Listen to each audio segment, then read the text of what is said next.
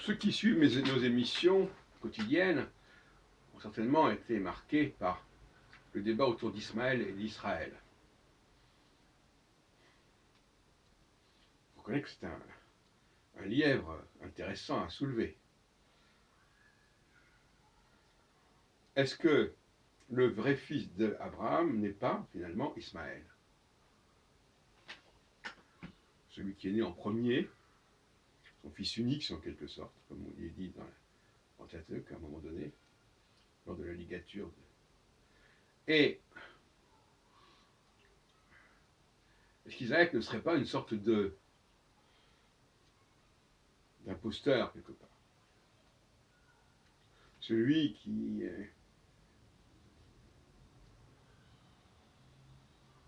a remplacé Ismaël pour des prétextes douteux. On en a déjà parlé. J'ai retrouvé effectivement le passage où on dit que Ismaël, Metzachek, c'est-à-dire que c'est le même mot que Yitzhak, il s'amuse à propos de son frère, de son petit frère. Et à la suite de ça, il est puni.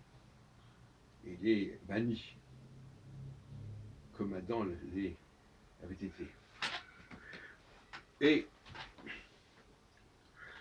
si on continue dans cette logique,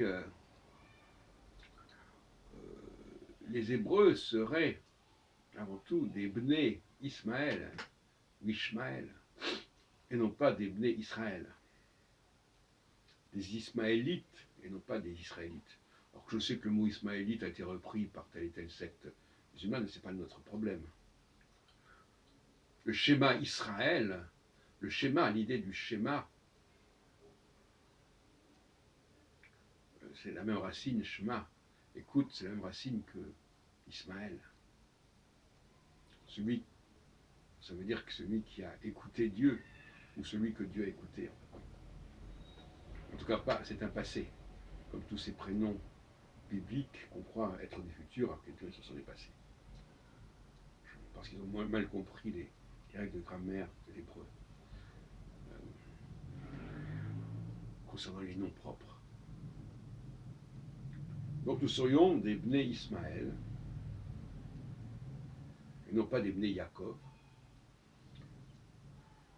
Et il n'est pas étonnant qu'à la mort de Salomon, ce soit justement le royaume d'Israël qui se soit instauré contre le royaume de Juda, de David et de Jérusalem.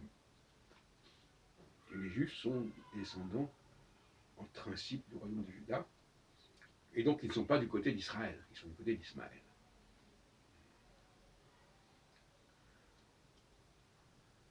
Il y a une seule lettre qui change, le même au lieu du Resh.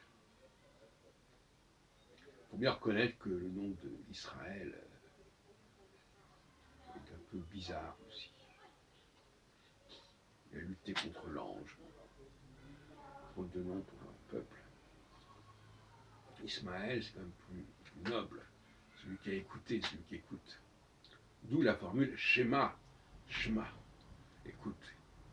Alors évidemment, il ne faudrait pas dire écoute Israël, il faudrait dire écoute Ismaël, évidemment. Shema, Ismaël.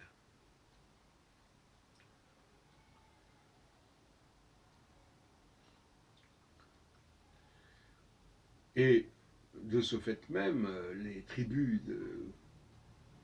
des Hébreux devraient être divisées selon les 12 fils d'Ismaël, dont on donne la liste d'ailleurs dans le Pentateuque, et non pas selon les 12 fils de Jacob.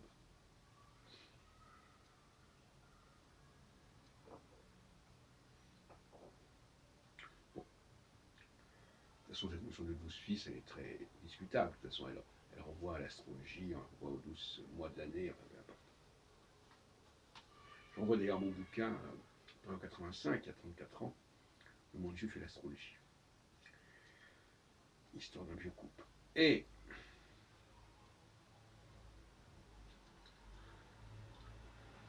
je crois qu'il faut revenir aux fondamentaux et ne pas se laisser manipuler par ceux qui ont voulu démolir, se rebeller contre le pouvoir en place. Tout le Pentateuque n'est que le récit, n'est que la tentative de raconter que tous ceux qui sont au pouvoir, qui ont des droits, vont les perdre. Ce qui d'ailleurs, d'une certaine manière, est assez anthropique. Parce que il est vrai qu'à certains moments, on puisse remettre en question le droit d'aînesse.